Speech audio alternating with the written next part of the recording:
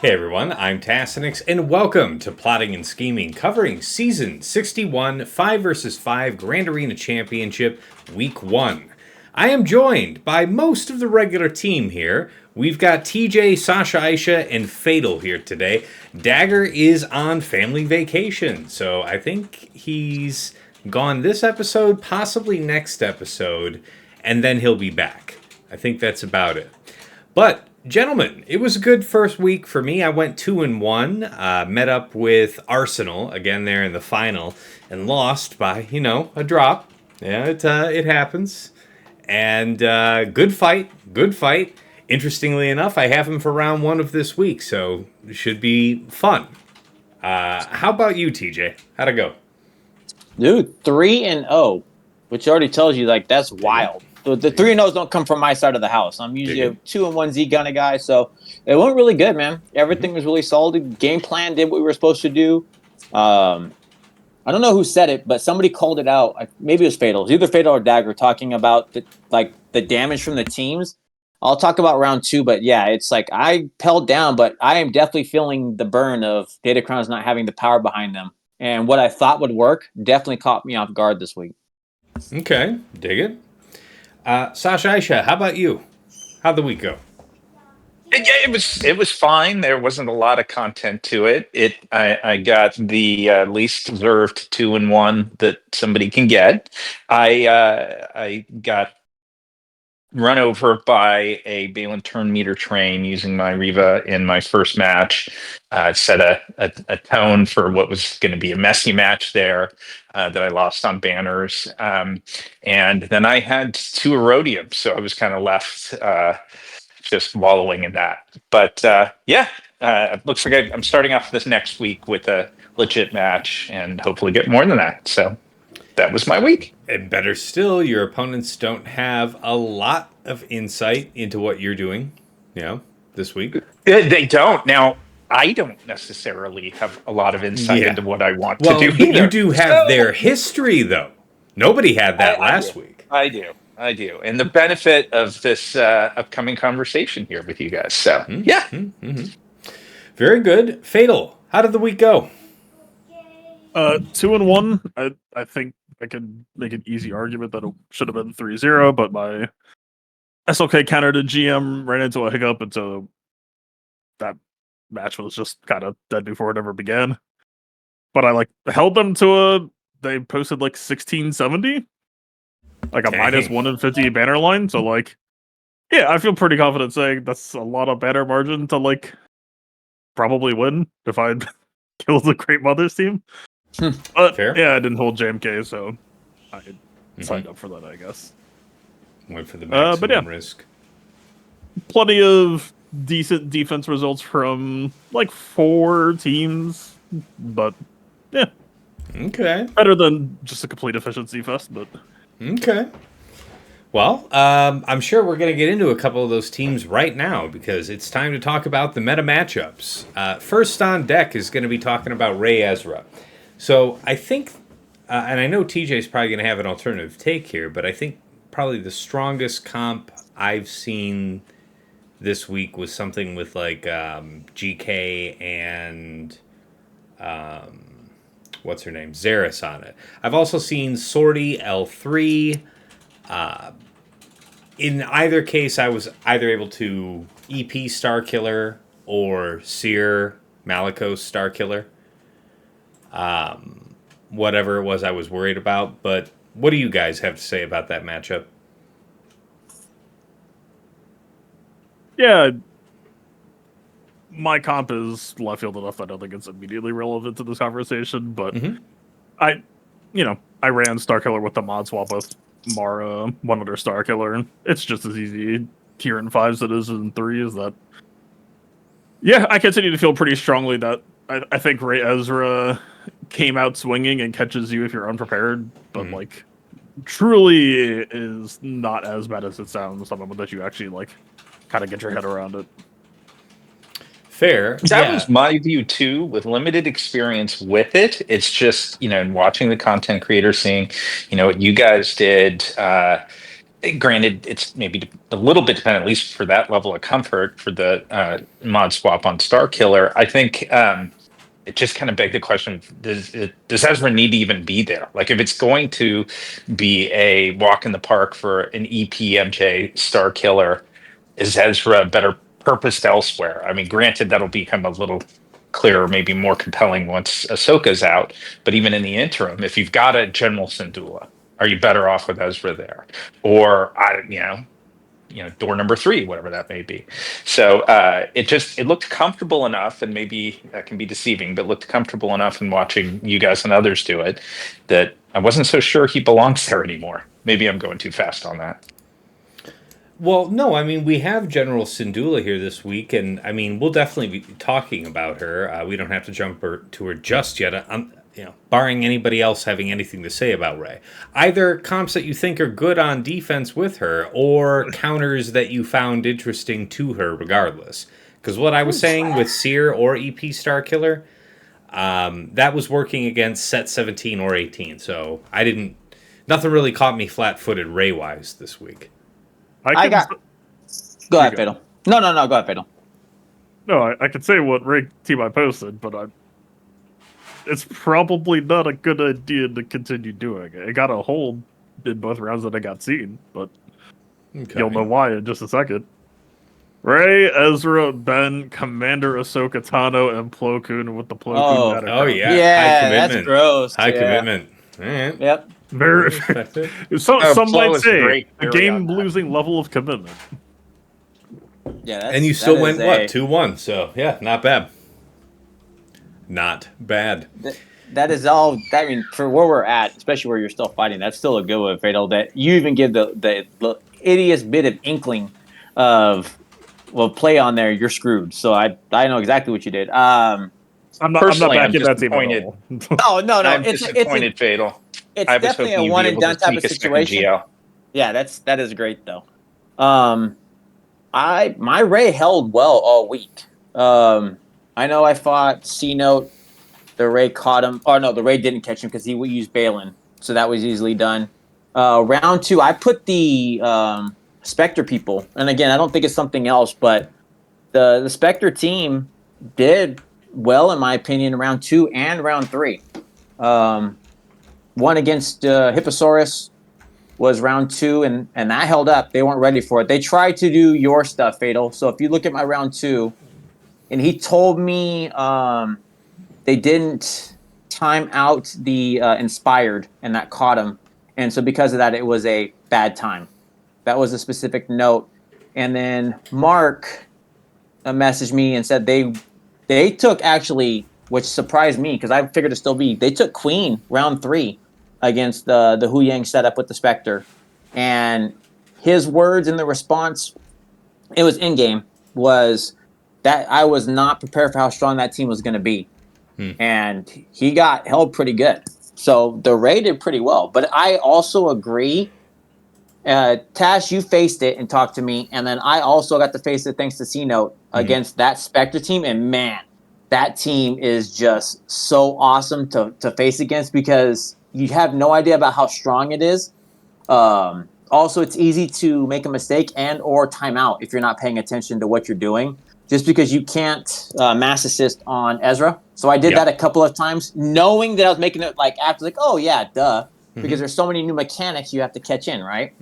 But I took BKM, and that's why I recommended to you is BKM feels strong here because she can. But if you try to take a lesser team, that Spectre team is literally going to ramp over you. They're going to beat the hell out of you.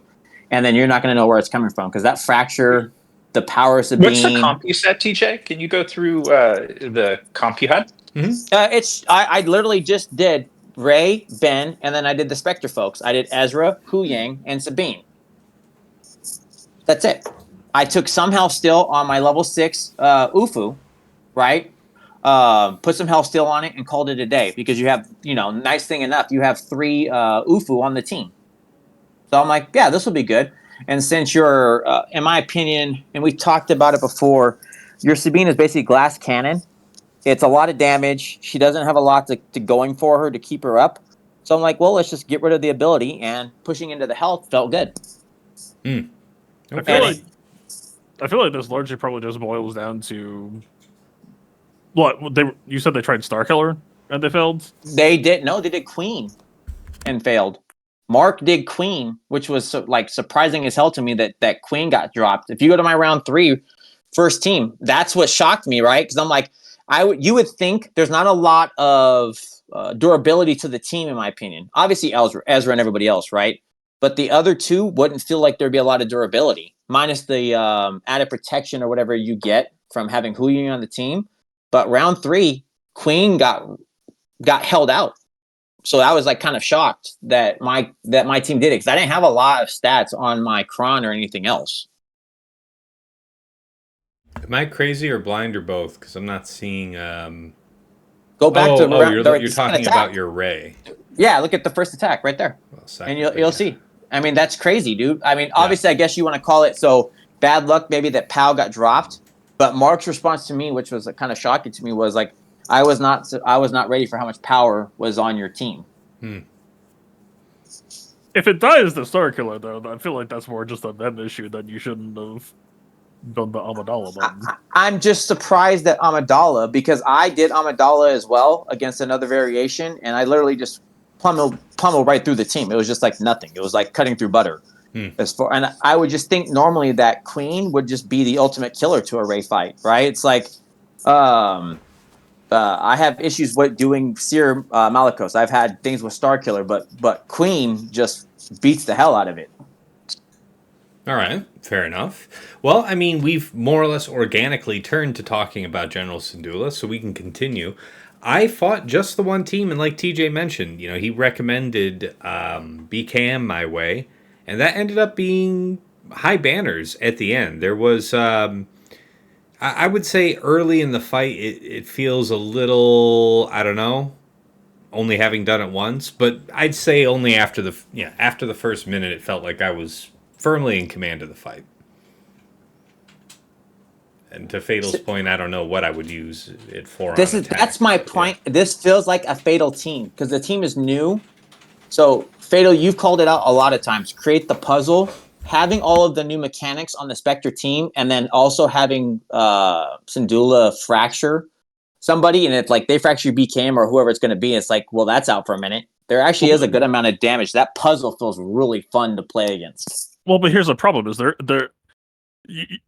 the things that you are hoping for are not what the team is capable of. Like the thing I keep coming back to. Literally, one single pre-taunt. And they just can't do anything. They're like, damn, you're dash cunning. I guess I just have to fracture you and throw all my mass assists on you. Gotta throw in Chopper, man. Just Bo-Katan Mandalore is not a good team with good defensive mechanics. And let me guess, your pause Vizsla was just like, hey. Yeah, yeah, for sure. That's why I took, like, my thing about the puzzle, though, right, isn't necessarily, I'm not disagreeing with you, is that if you took a lesser team, so I know Taz saw it, but if I took a lesser team or something else, it feels like you have the ability to just get stomped on.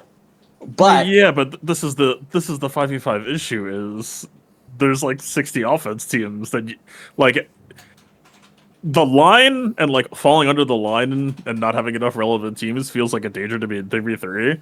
In 5v5, it's like, am I just hoping that they get bored and try something cheaper? That's actually like a pretty viable strat against me because I do get bored and try cheap shit. But that's where I think they catch you is the fact that the level of what you have to draw is something strong, and since you can only play so many teams on defense, that feels like a good solid suggestion to add. You can only add 11 teams, right? There's only so many viable defensive teams. But I will also say, and the one thing I told Tass, and I still agree with this, you can't set it without Ezra. If you're setting that team, it absolutely must have Ezra as a part of the 5th for now on there. If you try to let's do Zeb Chopper, that just feels like that's all I'm saying. I don't disagree with you. Yeah. We only have that's what I look at, right? It's like you only have 11 teams to place. Am I going to place this new mechanic team? And what I wholly agree with you on is I'm going to place something else you've never faced with new mechanics into it. And do you make mistakes that cause you to do? You create the puzzles. I think you're phenomenal at making these puzzles that sits there instead of like, I'm going to place Finn Zori. because that's the 11th team. Like that's so solved. Where at least this new Spectre team is not yet. Mm-hmm. It's worth mentioning. So there's a weird thing happening here because it's worth mentioning that Hera does seem plug and play friendly. So, like for instance, if you're planning to take them to offense, I'd do like the whole strike team sequence thing of Chopper Dispel into Hera Fracture into dump all your damage. Like, oh yeah. On the offense game plan side of things, I think you actually have room to run like Grand Admiral Thrawn 5th so that you get a second Fracture to go for a second reset and round of snipe another key target and then reset their team again. So like, I don't know, it's so fucking hard to wrap my head around because like, I agree that like the only way the team is remotely respectable is if Ezra is there, and even then, I don't know if it's me respecting the squad. It's more so just that I respect Ezra, and from there, any team that has Ezra demands at least minimum. But then it's like, okay, well, if your problem is Dispel, what happens when you run some shit like B2? And all of a sudden you have like Ezra going over the top, B2 under, constantly checking you. That like I don't know what that looks like, good or bad. Yeah, so you're just pulling the mechanic of exactly what you said was you have a problem with taunting or tanking. Well, let's just take away your ability to tank and then let the team go to town. Because it's true. Tass, I think you saw it in yours, and I know I felt it with Sino in mine. Sabine feels like there's the power behind it to delete a character if she gets her swipe off. So it's like I could see what exactly what Fatal is saying, well, you have a pre-taunt. Well, now I've removed your ability to pre-taunt with B2 because you really don't. The 5th feels like that. What Fatal said. I'm putting Thrawn in there because now I have a permanent removal of your taunt, right? Mm-hmm. So Thrawn's going to fracture, and then the team goes out of town. That's really what you need. The weird thing in all of this is, I don't think there's a plug and play you can do that works at their speed, right? Because Hera gives everyone in Zeb 150. Yeah. And so, like, I mean, B2, if it was something like you're fighting against a team with counterattacks, so you could, like, Chopper turn 1, try to make them counterattack you to trigger B2 or something like that. But most of the time, it's not going to play out that way. So, like, you would really just have to do, like, a roster scroll if we're talking, like, okay, we're going to take this team extremely seriously. Look for defense options. No one immediately comes to mind as someone who can, like, operate at that plus 115. I do agree with Tass on or at least with what you said too, Fatal. The Chopper on the 5th to do that with setup, because obviously a lot of times Chopper is faster, and then that ability to dispel feels like a good spot there. But I also agree with what you're saying that having that right setup, and obviously the reactive part from B2 feels like a good, like the old school rule, right? It's like, what are you going to throw in there? We'll just put B2 because he'll reactively catch up to you. Well, Chopper only does dispel first on offense. He does taunt first on defense. So legitimately, his defense only. Yeah, I will say it extended my fight. So only thing I can call out when I did the fight for me, I was into the last minute when Sino had Chopper on there, because that's what he had. He had Chopper as the 5th. Mm-hmm. All right. Well, let's move on to Balin here, guys. So, Inquisitorius was pretty clean here in 3 versus 3. In rounds 1 and 2, I want to say so round 1 I managed to one-shot it, but I lost Reva. Pretty easy, pretty early in the fight.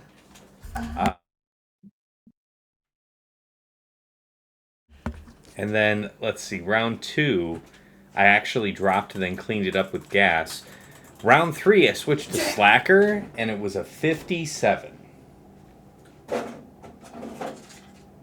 57. So it was rough going, and I don't know how you guys dealt with it. Anything different? Anything new? By the way, I think the one observation is, I wonder how you feel about Hondo, and I wonder how you feel about Kira. I know Fatal has some opinions about Canderous, so love to hear everything. I like that team. That's all I'm going to say about that. I want Fatal to go, but I really like that team.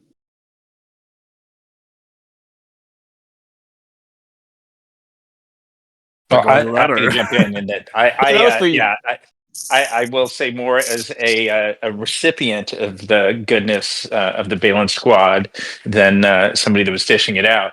But yeah, the one match that I had, as I mentioned, that was actually Hondo and L3 that the opponent had, and I brought in Riva, not having seen any other matches on the week or anything, just sort of going in with that context, like you mentioned, Tass, of the assumption that, hey, whatever goodness was there with the Riva counter in 3v3 should, carry me here in 5v5. I got blitzed down. I was very lucky to take out Hondo, I believe, in that battle. But I mean, whatever time it says that battle took, I'd say probably 2/3 of the time that it's saying was me just staring at the screen going, where the hell did my squad go? Because just very, very quickly, there's just a rapid sequence of events. And, maybe I caught a glimpse of the word resist a couple of times on my own squad. And they melted me very, very fast. So it was only getting a death mark on Hondo that led me to like some kind of parting gift of being able to take him out with me. So I was impressed with that. I definitely think, and maybe this is certainly better, I think, for Fatal to pick up, but I'm very intrigued with Canderous on that squad. Just given Canderous's mechanics, debuffs applied, and the TM train off of Marok's unique there. But Canderous, God bless him, is finding himself in pretty high demand at the moment. I think there are a ton of other interesting issues, but that turn meter generation across a 5 squad was impressive. Fair. Yeah, there's a lot. Again, we talk about CG being sneaky. I see you have Canderous pulled up. I'm going to ask you to go to Canderous' stat sheet and look at his potency. Yeah. Do you like what you see there? Goose egg. Flat 0 naturally. Flat 0 naturally. And then part of the way Canderous was designed was his first unique was kind of built to ostensibly kind of pick up that slack, right? You get potency for each Mandalorian, Old Republic, and Scoundrel ally. This is not a land with those people for the most part. You get one other scoundrel, so this character's got like 20% base potency. But usually, like when he's getting called or whenever he's doing something, this basic is hitting not less than twice, right? And the first time's putting down 10 down, and after that, you've kind of got some grace period. Oh, who's calling him? The Maul's not here for him. That's fair. That is but fair. like you look at his AoE. Okay, AoE offense down. Mm-hmm. And then his other passive, you apply damage over time with every move you do. Mm-hmm. So one single Canderous move at minimal god-awful base potency. And, CG's been printing teams with higher and higher base tenacity. CG's been printing more and more teams with tenacity up and shit. True. Canderous pushes a button, and that's just 100% TM to the team. And I think there's something to be said as well for a couple of ways that they hook into each other. So Hondo, it's a small thing, but increasingly in some of these teams that he rolls with, it matters more and more. Hondo has a turn meter piggyback, and it's capped, but it is still there that he is able to accelerate his own TM. I think it's like 8% per turn, as long as someone else gains turn meter. And then we enter the universe of Datacron synergy with, I think, the level 6. I'm pretty big on Datacrons overall, but I think Balin as a squad kind of represents, I think, one of the less ideal parts of the exclusive... not less ideal part of the exclusive Datacron system, but really just kind of highlights why it can be so frustrating. Is I think we might be in a meta where the level 6 is kind of toolbox right now, which means, the winds are shifting this way, let me reroll, maybe you want more towards Retribution or something, because every time you Retribute, like, easiest example, Balin taunts when he attacks out of turn, when he taunts, he applies AoE Doubt. that's another chance to get resisted to, if we're talking Inquisitors, like you mentioned Riva, okay, start a battle. Balin's pre-taunting, you have to do Torture on Balin. You give everyone AoE tenacity up, Balin counterattacks. But you can't even do that off rip, right? Because you've got doubt on everybody at battle start. Because I'm usually, whenever I was doing it, I was opening up with the middle. And then some of them would have doubt right back, but others wouldn't. But I don't even think I would have had the couple that I had freed up from doubt had I not opened up with the middle. What do you think about that? Well, I am currently on the Retribution level 6 Datacron, so I think if you open up middle, I think you're about to hold a bunch of training. Well, wait, can Red Inquisitor be counterattacked from the middle? CG's been sneaking and can't be countered as well. Don't remember off the top of my head. Take a look. It doesn't appear to have it. So yeah, you hit AoE, and then again, like, this is just one of those weird, like, teams where you're kind of incentivized to just, like, memorize all the little, like, debuffs that exist. Like, you have to look at all their basics and be like, okay, Shin Hadi. Yeah, deal physical damage to target immediate inflict crit chance down for 1 turn. If she has, Soldier of Fortune, which she will, crit chance down to all enemies. It's like, well, okay, that's 50% turn meter right there. Okay, let's go look at Merrick. Or is it Merrick just Purge or whatever? Yeah, like inflict Purge or inflict potential tenacity down. Well, tenacity down can't be resisted. But yeah, so like Balin counterattacking plus Shin counterattacking alone represents 100% turn meter for like a Retribution Cron. So maybe that hits matchups a specific way, but then at the same time, if we're talking about Kandra synergy, one thing Grex in my Discord was really hyped on was the idea of comboing, like, let's say, the attack at a turn bonus true damage. That will proc Kandaris unique, that you can get turn meter off of that. So that's another way to generate some reactivity. And Honda would also piggyback off of that as well. Okay. So you're not really sold on the Kira thing. You think the big stretch here is with Candaris and Honda. Kira wasn't top 3 for me even when Candaris was off of my radar.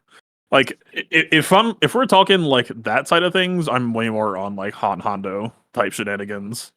Fair. Or like, did you not? So can I ask you, Fado? Because I watched you do the fight. The one I liked in there, I felt like DBB was great for the ramp. What he's getting. No, okay. Well, I think Dadbod Boba will be an incredible addition on offense. Oh, I love him. But like we went through the defense because his AI is fucking cooked. So like, half the time it just defaults to D rockets, and then if somebody's low, it's gonna default to basic.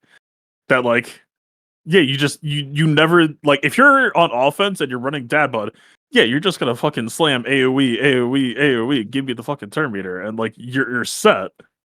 But on defense, he just doesn't do the job. It's like if you're running Jedi Knight Cal Kestis on defense, and it's like, yeah, you'll get to execute eventually, but it's not doing the play pattern that I really want the character there for. That I feel like, unless you're really just in a position where like I want to try to high roll you, I do think Hondo brings enough early proactivity that like, is it as good as like a Han stun? Not exactly, but it's still enough that like, yeah, Hondo Candaris, I think, has some interesting duality off of each other right now. Okay. All right. I'm not saying that for sure is the way to go, but like if you look on Insight, it's like Inquisitors have not beaten Hondo Candaris Retribution at all. It's only like 5 battles. This is all sample size, but so it has to be the Retribution level 6. Long text won't do it. Again, I think it's always just going to be a medical. It's really just a question of what people are... Right, because like, then all of a sudden you're like, well, what if SLK becomes the default? Well, Hux is there blocking turn meter, that maybe the consideration changes that you care more about the damage, or... Again, I think this is very much just like you shift your not priorities. Not worth re-rolling your level 6 on your Balin Crown if you got it. Well, that's the issue with exclusive crowns, is you can't just like go farm another. So, Yep. Fair enough. Cool system. Yeah. And I know we've spoken on it before. The only thing that's a real gripe is just the random stats, just the random allotment of stats. That feels just extra casino crappy, cash grabby. But anyways, did we have any other comments we wanted to include on Balin? Okay, let's move on to best attack and defense of the week. TJ, you want to kick us off? I mean, we already talked about it for me. Ray looks like it did very well. I think the other one I was looking at, and I know it caught me too, was Leia. I thought that was interesting. It was Leia round, I think 2. Yeah, it was Leia round 2. So remember when we talked about a task for when we were going through the stuff, and I'm like, all right, so I did the K2. So it's like this right here. Obviously, we did back to the tank revive. Took the K2 for the setup on removing turn meter. So we're trying to play with the fight. And then my level 6 is the damage reduction. So the team starts. What I find interesting is Mon Mothma is cool. So obviously that's one of them, and that's seeing that's being held, but also the Inquisitors being held out. And that's not against nothing. So it's like that was a pretty cool. So seeing that work out, because I know I faced it and I thought that was interesting because we talked about the damage. But seeing that Mon Mothma and Inquisitors got held out pretty well against Leia was pretty nice. I don't favorite attack. I'm still having fun with it, dude. The Gideon on the Jabba has been my favorite. Obviously, Night Trooper makes that like it's a nothing, but it's just so much fun getting in there, and it's like a 30-second fight, and then you just go over the top of them and you're out. Mm-hmm.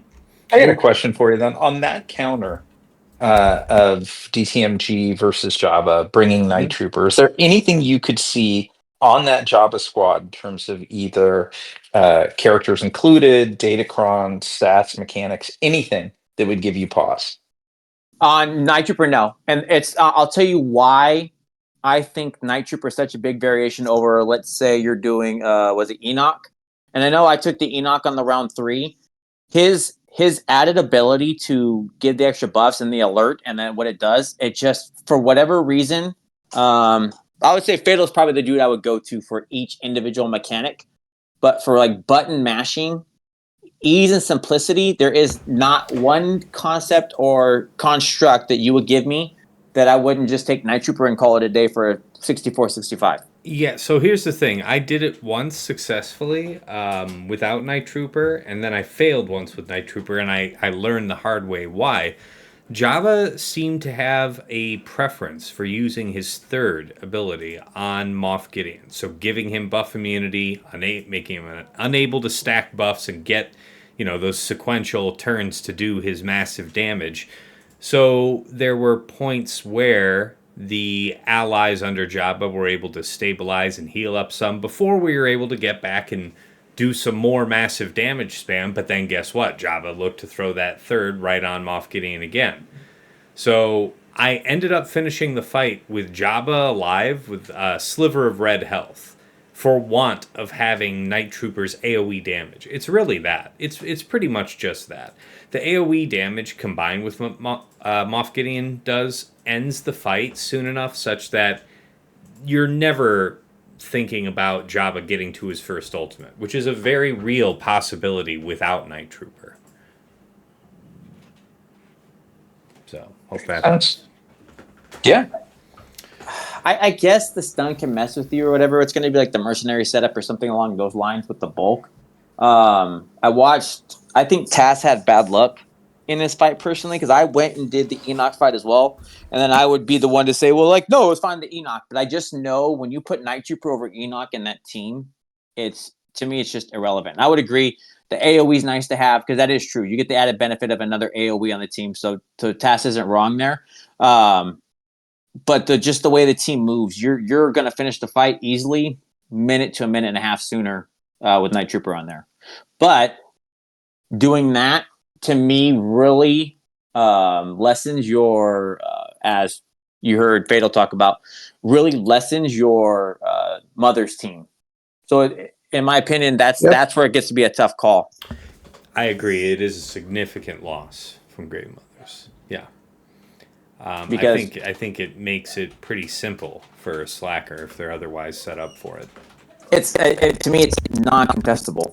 I think we've all learned, especially at the tip of the spear, right? Video, so us with them and everything like that. Those super fast Night Trooper brothers really differentiate a fight that you just can't do a slacker. And I think that was evident. If you go to you can literally watch my round 1 and my round 3. I watched anybody else. Round 1, I didn't have Night Trooper run. My stuff is set correctly so that you don't get hit. It's going to get in between the next move when you swipe with your slacker. That might get in between and you're probably going to lose.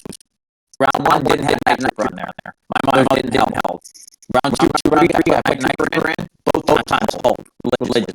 It just you don't get to play slacker games unless you really spec it out and alter your setup. Fair. All right, Sasha, how about you? Your favorite attack and defense of the week? Sure. So for attack, as I mentioned, the match kind of went south pretty early. I was playing Brilliant Zed, our friend, who's joined us on the show, and I, excuse me, gave me a chance to get a little creative on the back wall. He set a really strong back wall with 3 GLs, and one of the comps was C, Treya, Savage, Nihilus, and Talon. And one thing that I'd seen in GAC history that I was really curious to try was a nice opportunity to use the zombie cron. And I took just the Talzin, Asajj, Zombie, Daka, Marin, and I think that's doable as a one shot. In fact, like I know it has been done. I think it was Rockstar that did it. Wow, But that was it was a fun battle. Running through it, I ran out of time. It's not easy to get through. As you'll take a look at the cron that he set, and it's high health with 15% oh bulk my on level God, 3. 88% These are health, and then a bulk 3 besides. right. I mean, the good and the bad, I guess the good is when you're doing percent health damage to everybody that's not a GL on that squad, they are melting quickly because that's a lot of health. But when it comes to Sith Eternal, that was a slog. He had an awful lot left, but it was a fun attack. It's no 3-man one shot against Jabba, but it is still like just nice to get a use out of what I think, like at least in my gameplay, is like a really like latently powerful zombie datacron. I just have not been using that to the impact that potential it's got. So that was my attack. That was fun. On defense, don't know that I had a lot of cool stuff to choose from. I'll call out just one thing I did. It touches on the earlier conversation we had where I made the decision that I was going to keep Ezra with Ray. So I did that back wall, but I had General Syndulla going into it. And I was basically just preying on uncertainty. And I'm like, I threw it out a Spectre squad with Zeb in it. Just, hey, there's no data. You figure out, self-calibrate and see what you're going to do. And if nothing else, at least it drew Moff Gideon. But that was my thinking on it, to throw it out there. And hats off to Zed. Like, it's not in overspend on it and didn't miss having DTMG. But that was at least one defense that I hadn't set before. So, All right, yeah, that's a good one. All right, Fatal, how about you? Your favorite attack and defense of the week? Yeah.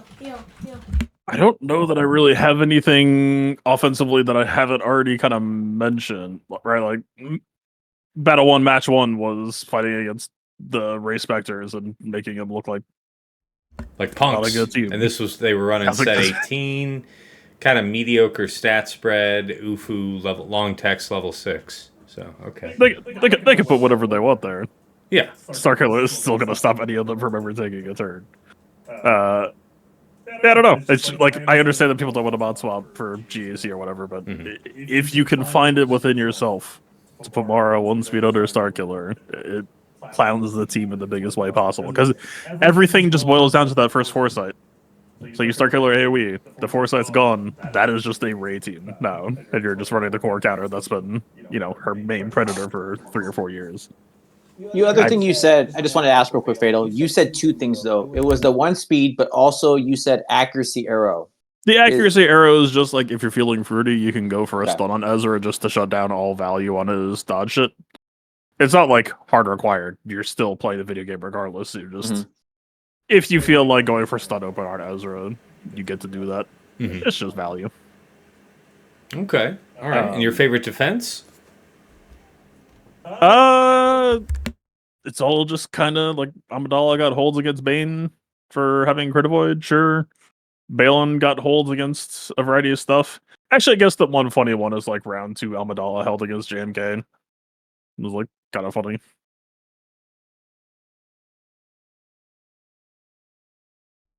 Wow, after holding against Bane first. So yeah. Doom and gloom. I'm not sure what happened. Like I know that 3PO's reactive shielding is kind of doing a pretty decent amount of work here, I'd imagine, and like stalling them and slowing them down. But yeah, it looks like they just timed out. Fair. Yeah. Well, here's why I laugh at when I look at this. This is exactly what Fatal said. This is the team. This is the stuff. So I just laugh at it. If you've watched, so it's funny to see that you basically gave the precedent, Fatal, what you were going to set before when we talked about this team. That's the exact team you talked about. I was joking. So I was making jokes at the start of the season that this is the first season that Amidala came out because in the last 2 5v5 seasons, there was always like support Kron, Sortie Kron, or set 15 Datacron Bane were just predators out there to completely destroy her. This is the first season where those teams have kind of mellowed out a bit, that it's like a more closely even fight. That it like all of the work that I did back then is actually like kind of relevant for the first time now that it's like, because also it was like, okay, there's Palcron. Okay, there's support Kron. Okay, it's all gone. Now all that matters is the team mechanics. And all I did was the theory craft for the team mechanics. So now that mechanics are all that matters, it's like, hey, yeah, this seems pretty good. It's just, but it's fun. You gave precedent. You basically Nostradamus what you were going to do and why you were going to do it. So if you've watched any of the other episodes, this is the exact comp. And he gave, I would say, Fatal, you gave pretty extensive reasoning as to your logic behind each character on the team. Yeah, it all synergizes quite well. That like, I mean, to be honest, there were parts this week where I was like, do I really like C3PO? I might be able to do something interesting with him elsewhere.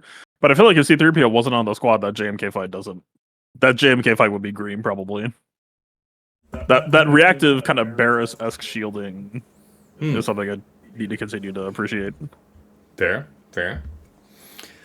Okay. For my part, my favorite defense I want to comment on first. Well, no, I guess my favorite attack, because I learned using Bane twice against Leia this week that Bane versus Leia isn't that great right now.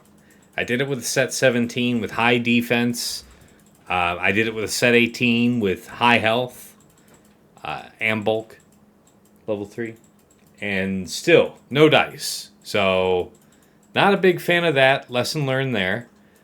As far as attacks go, though, the one that really jumped out at me was, I'd seen opponents in my past use Finzori against my Savage lead or my Treya lead team on defense. And I came up against one. Took in Seer Malicos, which I guess is another good lesson. Seer Malicos versus Savage Treya, and I don't know if it'd be too much different against Treya lead, but the issue I had was without Maul in there to, I don't know, help end Savage so much quicker from the assists out of Malicos. I had nowhere near enough damage to kill anybody on that team, so I had to withdraw. Went back in with Finzori. It was kind of a Hail Mary, but I kind of just played it the best I could muddy my way through, and it would have been a 64 or 65 had it been the first attempt. So very impressed with that. I'm usually not the Finn on offense guy, but I had a lot of fun with that. All right, any other comments here, guys? Because if not, we're going to pivot to takeaways and final thoughts. TJ, how about you kick us off? What are your lessons learned from week 1? What are you going to be trying out? What's your final thought for the people?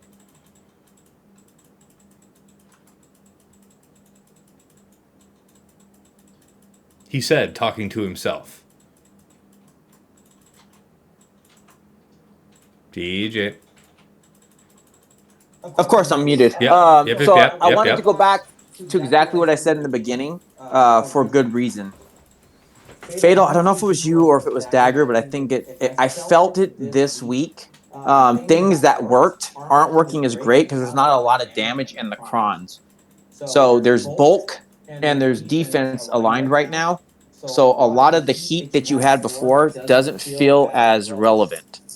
And so things that would work commonplace before, because we had these high impact crons, are now, like you said with Leia, right? I felt the pain on Leia because I took my queen team and they had Han Chewie on it and did not work. There was just not enough gumption. So stuff is not feeling the same right now. Okay. The bulk feels there and relevant. So the takeaway from me is trying to alter, knowing that I just in general on some of my key teams feel a little bit weaker than I did before. So it just takes the alteration to that.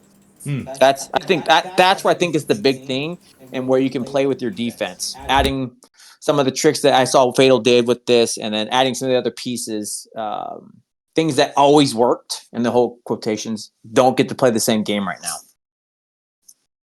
Very fair. All right. Appreciate that. Sasha Aisha, how about you? Your lessons learned. What are you doing next week? Final thought for the people. Yeah, it's more just sort of a general observation. It comes from a pretty positive place because I like this when I see it in the game. Is that while we talked about this, it's a little harder for certain GLs to have viable defensive comps. I think it's pretty cool to see that there is right now like a decent amount of non-GL defensively viable squads that you can either run out of appropriate counters for or just find yourself in a really messy spot against. So I'm just pleased with that sort of from a state of the game perspective. Like, we talked about, Balin comps and some of the creative stuff that can be done there. The spike in viability of Queen Amidala. I mean, maybe it's just because, the Predator list has been pared back with changes in Datacron sets and stuff. But Sure. so that I'm pleased with that. I think that actually allows for some kind of cool creativity. And so when I look going forward to next week, and I haven't done any of my planning. But I guess what I will add is going into the next week and kind of looking forward, like stuff that we did off of last week. What I did just before lock was make some additional relic investments in that Spectre combo. Not because I expect much out of General Syndulla's lead in this week's vibes, but because I'm pretty confident that I took Ezra and Padawan Sabine both to R9, really just because I was pretty confident that they were going to be investments I'd be making down the line, and I had a kind of a storage of R9 stuff. So it's, I guess, kind of translates into a little bit of prep for the arrival of GL Ahsoka. But yeah, that's where I was coming from. Good stuff. Yeah, I'm curious about other people's remods. I guess we didn't really speak on that. I mean, I didn't really remod so much as I was just calibrating and got some good speed and offense slices this week. I did fix up a couple of my Datacrons. I had, a couple crons that I wish I had bulk on level 3 that didn't have it, so I got that fixed. Rerolled some dud stats on, set 18 crons that I'm using with Lord Vader, with Maul, with, I don't know, any of the set 18s, really. I tried to improve the stats on those. But yeah, that's good point. Good reminder. All right, Fatal. how about you? Your lessons learned from week 1, what you're looking forward to trying, your final thoughts for the people. Yeah, I mean, a decent amount of my rounds were goofy enough, posting unserious Ray comps and taking unserious battles. I think the two things that I do kind of take seriously are I feel pretty decently solid about Leia Pao as like yeah, it seems to continue to be an interesting extra little bit of texture for Leia that yeah, her health based stuff does double damage, her squad's immune to heal immunity that, squads like Inquisitors kind of take for granted in that matchup sometimes. Not that they can't like dispel like I would the other ways, but again, just little extra wrinkles that like you got the double bulk that you compare with like a good defense Krons who just like push that team's resilience up a lot. That got some good defense results for me, and then yeah, just kind of. I mean, the only real mod swap that I did for this week was, I mean, the Candorus that got a bunch of holds once I put it in round 2 and 3 was like not even modded for last week. It was literally just like random mod locker, like level 12 mods. This time I gave him super speed and triple defense sets with bulk. So yeah, I'm just kind of curious on if I overinvest this character, which I think you can pretty easily argue. Caterers get so much Terminator, you really don't need to build him for speed. Sure. But I'm just kind of testing the water of like, but if I do build him for speed, he still can get like, he needs less help to reach crazy effective speed. So like maybe he hits in a few extra spots where normally he might not. Type situation. Fair. I don't know, just speculative stuff. And then I modded the Spectre squad. I have them ready to go. They're at like 430 effective speed, like all Terminator sequenced out.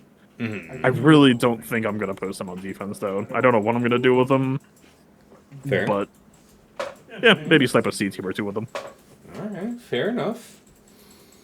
Yeah, I'm kind of thinking I might set it down. Probably not against Arsenal though here in round 1 because he himself had it in week 1. So I imagine he has some ideas about how he what he'd do with it himself. But my gut would be to kind of throw it down and just see what it can do. I take your point though; it has some glaring weaknesses, and I'll have this opportunity to get some data there.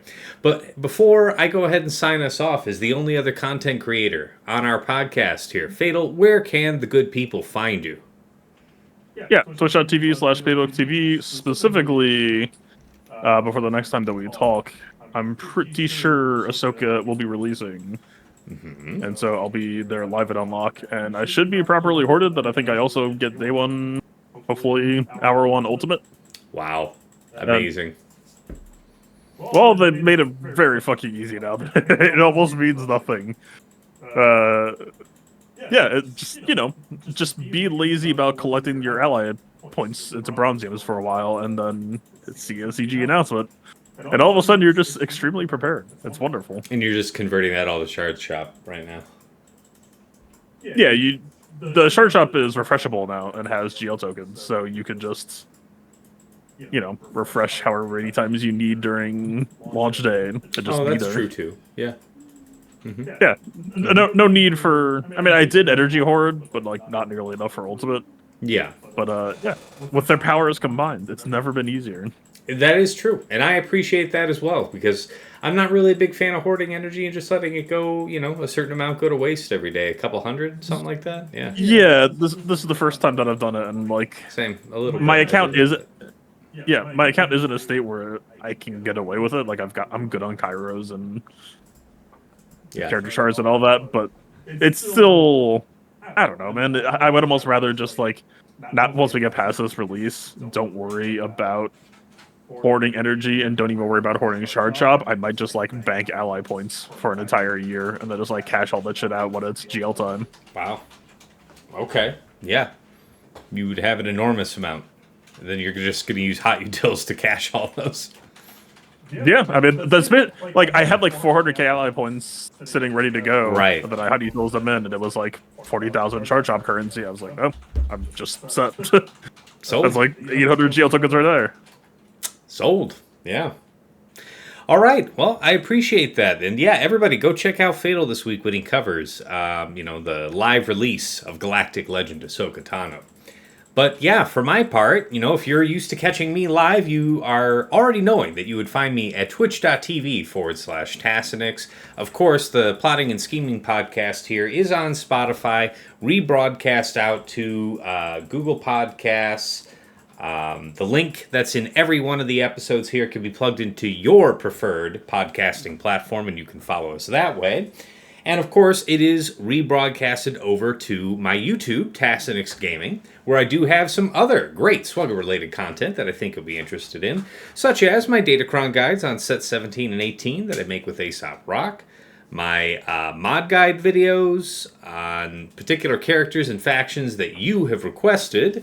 I made a recent video on GAC Omicron, rankings in a tier list just last month. That's up there. And of course, all of my previous streams uploaded with chapters for easy browsing. Let's see, what else? If you've enjoyed the show and you want to support what I'm doing here and what the team here is doing here, I do have a Cash App. It is $Tassinix. And, I made that at your request. You guys bugged me about it for a while, so I did make it. And, of course, if you want to get something back and help raise your scouting game and, just be part of an amazing, focused, GAC-focused community, got to check out my Patreon. Check out patreon.com/Tassinix for any upwardly mobile Grand Arena player. There is something there of interest for you. At $5 a month, you enter the TAS House at VIP Access, where you get early access to the Plotting and Scheming podcast, which is coming out usually on Fridays. My patrons are getting it Tuesday night, Wednesday morning, depending on how the video upload is in terms of being cooperative with YouTube. But in addition, you also get early access to the Datacron set videos and a dedicated text and voice chat on Discord, where you can usually find me lurking, so pop on in and say hi. Thank you so much to Andrew, Arj, Deadpool Cow 28, JJ's Productions Twitch, Jobin4527, Johnny B. Ottawa, Miasmal, Mus Ross, Rays Malbus, Sam Vimes, Squed, Stark Strategy Gamer, Sweens14, White Wolf, and Zoltre. Moving on up to the $10 a month tier, VIP Access Plus. This is where you get a bundled patron access to me and to OmegaBot. So if you watch my streams at the start, I always have that report on my opponent. It gives me a powerful at-a-glance sense of what they're about on offense and defense. With the patron benefit, you can pull greater than just the last 2 weeks of history and get a downloadable HTML report with links that tie you right back into Swugger.gg or Insight. Really helps save your time on the Scout. Thank you so much to Stryker, Esh Sotnikam, and Dobby. At VIP Access Premium, that's $15 a month for the Double Bot bundle. So patron access to me, to OmegaBot, and to Hot Utils, the #1 tool for your mass mod management and loadout creation. You can use it to easily remod your entire roster for Grand Arena, TW, TB, Raid within seconds. You can slice through and level up and sell off mods in a fraction of the time. You can remod your roster for Grand Arena like, Fatal and TJ do. That's fun. And of course, there's other functions that support your guild and whatnot. But thank you so much to Duckstab, Dark Hug, Ivanek, General Milan, Sir Boss, Quig, Wilco, and Frick Frack Paddywhack. At the top of the heap, Injusters Club Elite, the one, the only Nomad's Reaper. This guy pops into stream from time to time and drops hundreds of subs. Thousands of biddies. Incredible generosity over the years. Appreciate it so much, man. And of course, last but never least, our special thanks. First to Yoda Force, one of my original supporters from way back in the day, and he bought me this mic that I'm speaking to you on right now. Though he has long since quit the game, we wish him well from the other side. To Mrs. T, my wife, thank you for all of your work in the background, mostly keeping our daughter from destroying our home, while I am trying to be involved in trying to win a phone game. So thank you so much. Last, but never least, to my co-hosts here on Plotting and Scheming, Dagger, TJ, Sasha Aisha, and Fatal. Gentlemen, it's a pleasure and a privilege to record this show with you every week. We learn from each other, our viewers learn from us. Lots of questions, lots of engagement around the show. And to boot, this week's episode is even watchable because my mic is on. So thank you all, and my microphone, for being part of this successful recipe. Wouldn't change a thing. All right. And coming back over, so we've survived week 1. We've got data to look at. This was the grand entrance of set 18 into 5 versus 5. So hopefully we're all a little wiser. Can tighten up our defenses, because usually week 1, most of us that are winning on banners at least are maybe being a bit more conservative with what we keep for offense, just to make sure that we don't get unexpectedly caught out. Now there's opportunity and time to take some more risk, and I'm looking forward to that here for week 2. But until next time, it's been real. It's been awesome. It's been real awesome. Take care.